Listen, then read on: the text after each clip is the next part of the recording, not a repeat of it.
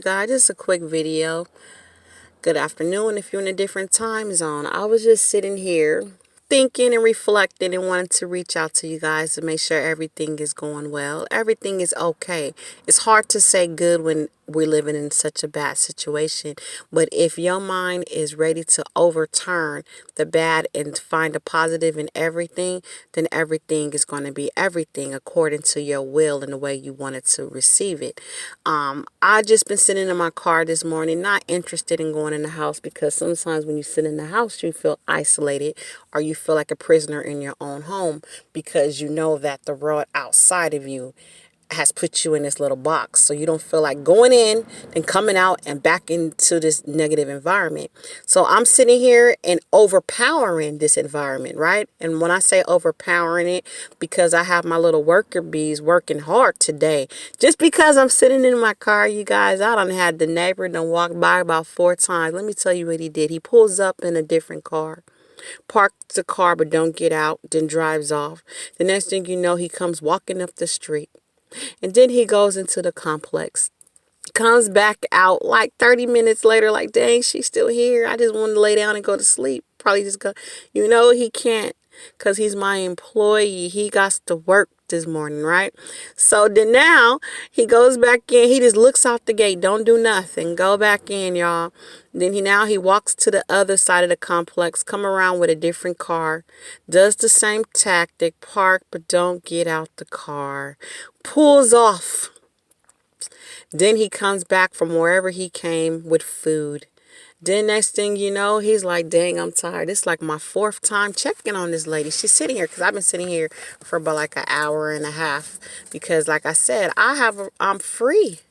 You are free, so live like it, right? That's my motto. You're free, so live like it. He came back again. I said, you need to, wow. In my head, I'm thinking, this man deserves Employee of the Month because he working hard.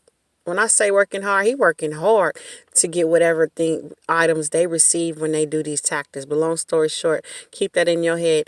You are the supervisor, the manager, the corporate office, the HR of your environment because they work for you. Whether you believe it or not, they work for you. You control their environment. They are puppets. If somebody come out right now and tell him to come speak to me and say hi, he has to do it. And if he don't do it, he probably get ridiculed for not doing it, right? But remember that you are a lion and these people are sheep. And let me explain to you how this works. Okay?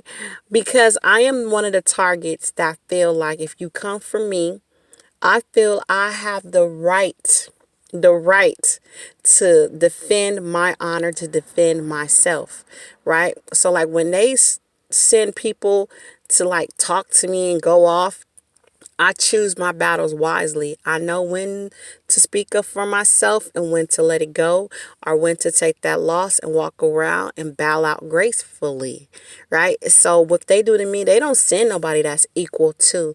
They always send somebody that's greater than size than me. It always be male figures because I guess they feel like I'm the type of person that's going to say something. But it's sad because I still have these male figures will say something negative to me in public, and then when I retaliate and say something back, they get defensive and they want to say, you're crazy. This lady's crazy. But I say facts, that pertaining to their actions and how they're reacting. For once, I will say, you're standing next to your wife, but you're talking to me.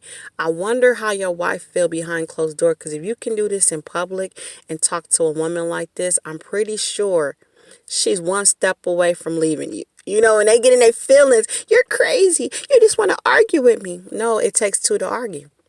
It takes 2. So obviously you like the argument. I said, this don't bother me. I talk in this tone. I don't get mad, but they yelling.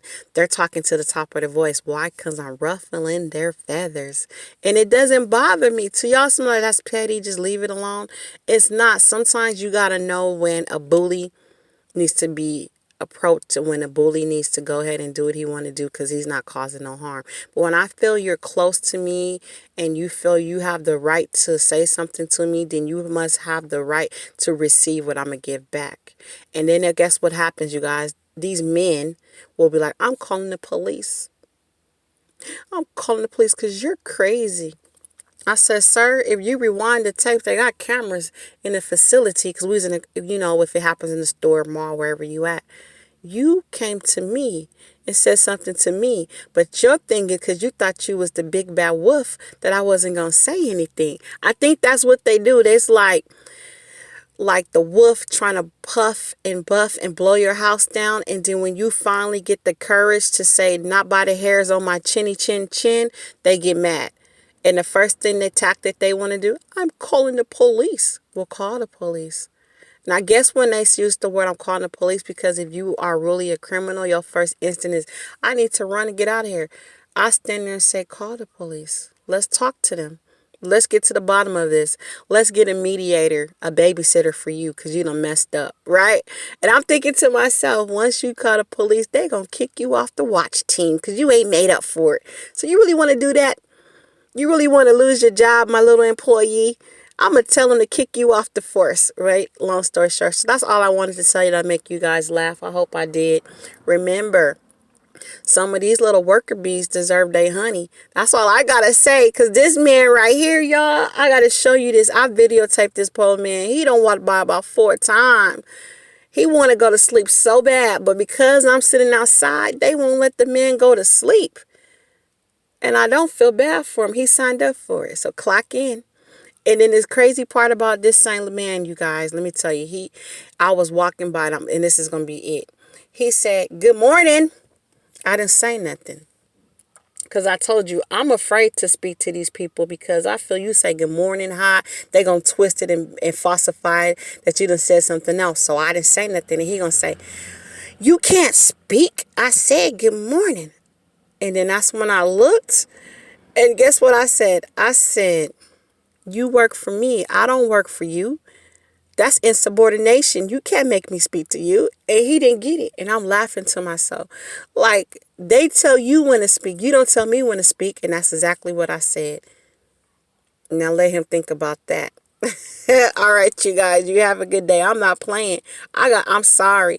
God gave me the gifts of being goofy and happy, and sometimes that turns into me being able to come back with snaps real quick. That kind of might hurt your feelings, right? I'm serious. That man said hi and I didn't speak. He got mad. I don't gotta say hi. You work for me.